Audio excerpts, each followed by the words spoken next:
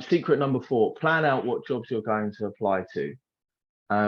I strongly advise, if you haven't started applying for jobs, if you're in the middle of applying for jobs, or if you're at the end of applying for jobs, i.e. feel like you want to jump out of a window and smash your laptop, right? And it's quite possible all 3 of those types of people are here. Make a plan, right? So this takes an afternoon. I would do 50 companies, 50 roles, because I can absolutely guarantee you that planning equals success measuring plus time management. So this is contained within the handout, and it looks a little something like this, right? So this is the application plan. You can find it through, where is it? Okay. So it looks a little something like this. So all you would do is you'd sit there, you'd write out all your companies, Deloitte, EY, KPMG, etc., job titles. For the internationals, I left the sponsors in there, the job link, the deadline, whether you sent an application. Why is this incredibly useful? Because you can keep track of what you're doing. You can keep track of the date that you've done stuff. It takes the randomness out of what you're doing. And also you can know whether there's anybody that you need to chase. You can know whether there's a deadline coming up. You can add new vacancies to this.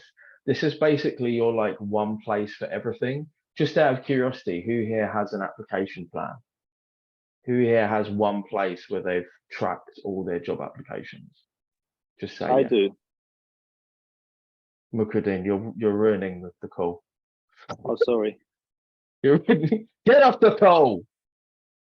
I'm joking. I'm joking. One guy. More people, really? Ah, nice. Okay, cool. Awesome. So like 4 out of 15. That's pretty good, actually. That's much better than it used to be before. Just curious, does anybody use this application plan or anything based off something that I've done? Sick. Oh, nice. Oh, that's so cool, man. Awesome. I'm glad I could help. Yeah, just this idea is just be systematic. So sit down and go through. Do it in an afternoon. It actually comes from a book called The 2-Hour Job Search. It's a great book. It's written from a careers advisor over at Wharton Business School. Big up Wharton. So it was just a place that you can return to. The reason why the plan's really good is when you have time, you can just come back to this one fixed place. You're not trying to figure out what it is that you should do next. Randomness and chaos is not your friend, particularly when you're under stress, right? A simple guide, that's for vacancies. That's for vacancies. Huh, cool. So just sit down, do this. If you haven't got one, just do one. You can find it all. Can I share this? Sure. Anyone with the link? You are, so you can just make a copy of this. So for anybody who hasn't got it.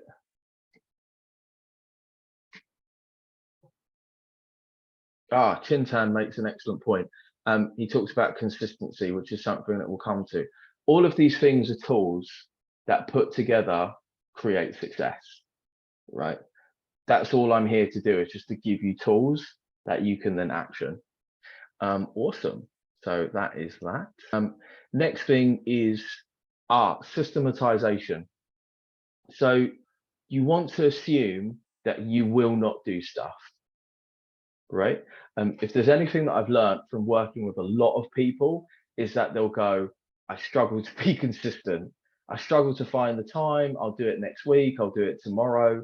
I mean, these are people who would pay me anywhere between £5,000 to £16,000, right? So it's not just a you problem. These are people who paid an enormous amount of money for my help and still couldn't be consistent, right? And they had all the resources at their disposal. So you want to systemize your applications for the minimum possible time. If anybody's ever read the book Atomic Habits by James Clear, there's something he talks about like 5 minute habits, right? So just trying to make the minimum amount of time possible, or the minimum benchmarks for success that you can repeat for 1 to 6 months. On average, finding a job takes 3 to 6 months, just so you know, right? That's probably something that nobody else has ever told you, but it's really important to have that in mind, so you can visualize the fact that this is a marathon and not a sprint, right? And you can just answer these questions. How many applications can you do a week? How much time do you actually have? Now, this is a genuine question, right? Because sometimes I'll ask people, say, how much time do you have? And they go, oh, I've got like 8 hours a day, but they don't, right? Because they like to watch Netflix, they like to play video games, they like to see their friends, they want to see their boyfriend, girlfriend, they've actually got a part-time job, they need to talk to their mum and dad every day. There's no judgment here, but the point is, how much time do you actually have? And really importantly, how can you habitualize this and make it into a ritual? So when do you have free time during your week? So you could turn around to me and say, look, I could do the minimum amount, not the maximum amount. You say, look, I could do 2 applications a week, 1 hour for 1 hour every Wednesday evening. And I'm like, cool, can you do that for the next 6 months? If the answer to that question is yes, then put that into your calendar and block out that time. Just be reasonable. Don't overreach initially, because that's how people burn out. Just set a minimum baseline for consistency and then build upon that foundation.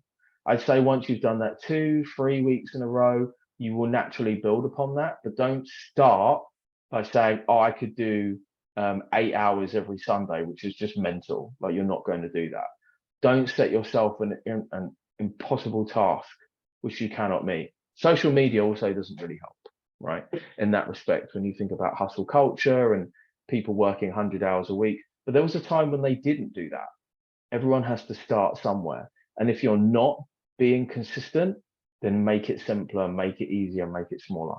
And the final question is, how long does it take you, spelling mistake, to do an application? Some people, it takes them half an hour. Some people, it takes them 3 hours. There's no shame in this. Again, just be honest with yourself. Don't set yourself up to fail. So if you're saying, I can do 1 application a week because it takes me 2 hours to do an application. If I had to fill out forms, if I had to do a cover letter, if I had to redo my CV, cool, then just do 1 application a week. But just be reasonable with yourself. Because once we've done this, so once we've systematized the process, then you just repeat. You don't worry about the result. You just worry about every Wednesday evening for an hour, I'm going to do my applications. Done. Next Wednesday evening, I'm going to do my applications. Done. It's just a system. It's not about the goal. Yeah, just this idea of systems thinking over goals. Okay. So the final thing is cover letters. So a lot of people, who here struggles to write good cover letters? Just say yes. Yeah. Okay. Cool. Yes. Yeah. Cover letters are super time consuming. A lot of people, there's a reason why people will send the same cover letter over and over again. It's not laziness. It's just they find it agonizing to write cover letters every time. So you'll have this handout, right? Which is, I can close this now. Goodbye, goodbye, goodbye. Ah, where is it here? Aha. So you'll have this handout, which is a cover letter cheat sheet. Cover letter should be no more than 400 words long. I'll show you some examples as well. So, opening greeting, who are you, what do you want, why do you want to work for this company, why this role, why you availability. Now, once you've done this once, you never have to do it again. Once you've done this once, you never have to do it again. The only thing you have to do are these 2 paragraphs, right? Dear sir, madam, who are you and what do you want? So basically, what year are you in, or what are you doing right now?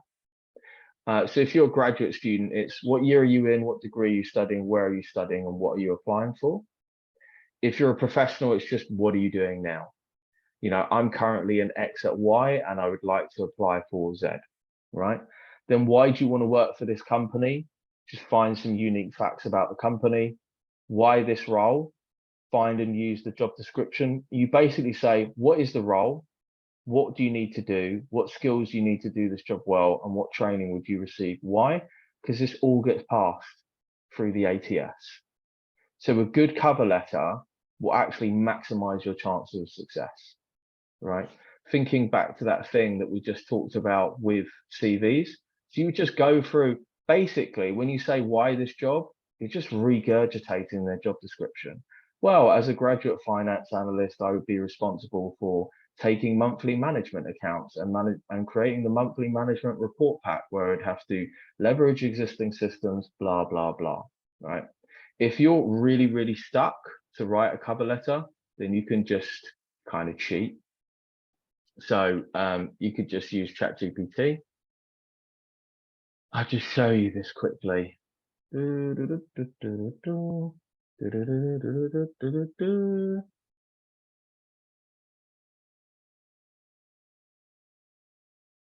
Oh, Abigail's back. You might not, I don't know if I've got a premium version. Let me just use 3.5. Just always give it a persona. So you're a world-class writer. I'm going to give you a job description, which I want you to reword into a paragraph explaining what I would do and the skills that I need. Say yes if you understand. Yes, boom.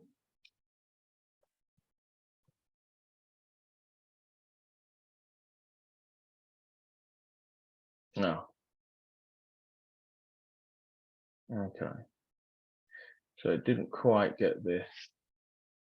So make it shorter and I'll be a graduate finance analyst.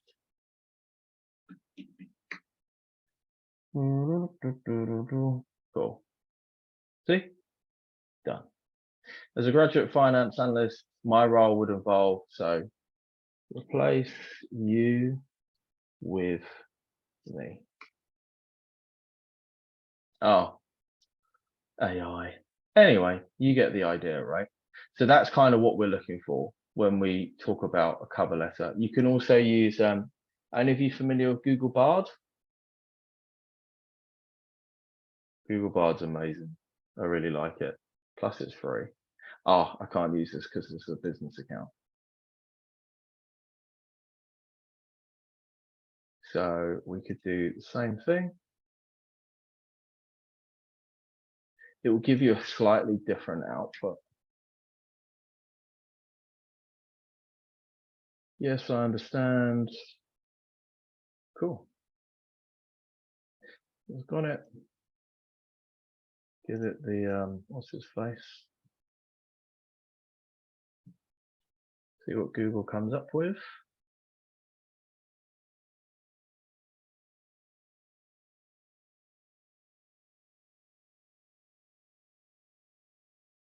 Oh, that wasn't so great. Huh. Reword this into a paragraph in a cover letter where I'm explaining why I would be great at the job.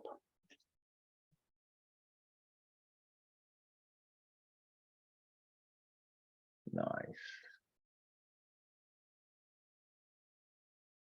That's pretty cool.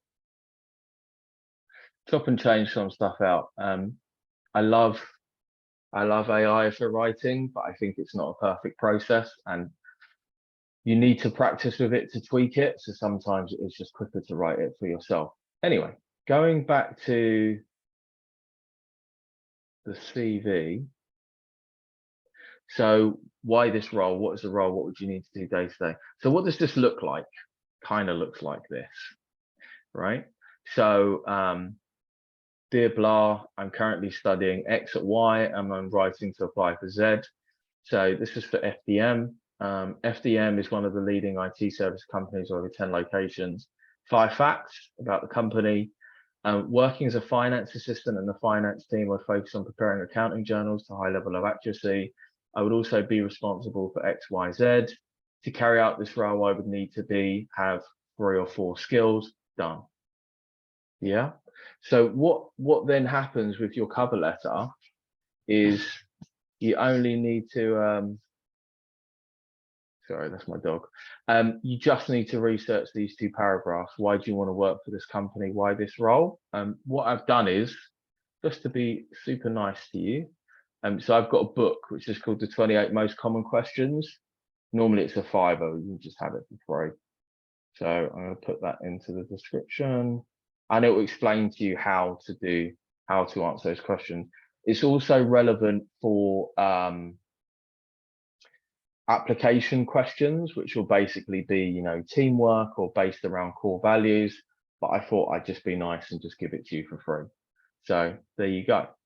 That's writing a cover letter.